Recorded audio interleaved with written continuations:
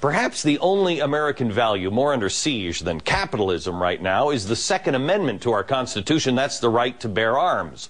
From a Supreme Court case that would redefine how we interpret the amendment to a handgun case here in New York City where, I'm not kidding you, lawyers for Mayor Bloomberg have asked the judge to ban any reference to the term Second Amendment.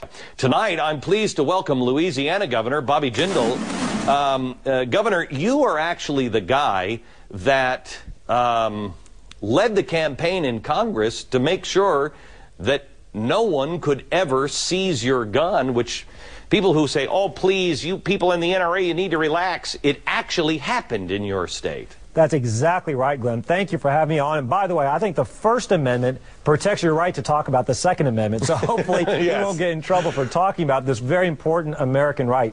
People are shocked. Even some Second Amendment supporters couldn't believe what happened in New Orleans after Katrina in 2005. Over 1,000 guns were confiscated from law-abiding legal gun owners. Now think about that. Wayne LaPierre said it best. He came down here and said it was the first time in America's history that the government, through the use of force, confiscated guns from law-abiding citizens. Never happened before in the history of our country. Governor, I have to tell you, you know what is amazing to me is that the media never covered this. This was buried. Everybody always says, oh, please, no one's coming for your gun. They did, and at a time when the citizens needed them more than ever. That's exactly right. It happened over 1,000 times. Our first responders did a great job, but they couldn't be on every block, at every house, at every moment. Now think about it. You're in your home. It is hot. Your windows are open. You don't have electricity. You don't have air. There are rumors or reports of strangers, of people going around looting. People literally put up signs saying, if you loot, we'll shoot. And then all of a sudden, the people that are supposed to be defending you, helping you, many of these actually turn out to come and take away your legally owned gun. There were stories, man protecting his generator. He had his grandchild with him. People came at him with a machete. He used his gun to scare them away. You had another report, a business owner had his legally owned gun taken away from him. He had protected his business successfully after the storms. After the gun was gone, couldn't protect his business anymore. You know, I tell you, Governor, I wonder, because I've wondered this myself. I wondered if the cops would ever do that. You know, in my town, I've thought, you know what, I like all these police officers, and I can't imagine that they know the Constitution. I've wondered that, and this clearly answers that question, that yes, they would do that. And I've also wondered how many people would stand on their porch and say, out of my cold, dead hands.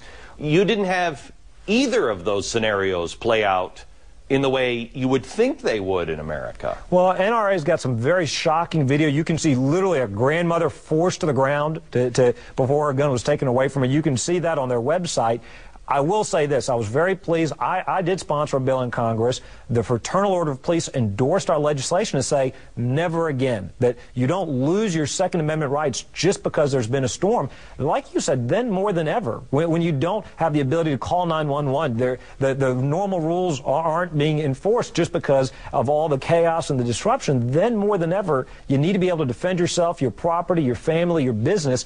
I was very proud the law enforcement agencies endorsed this. They said this is an appropriate thing. You had a lot of naysayers on the House floor come up with just bizarre scenarios that didn't happen in real life.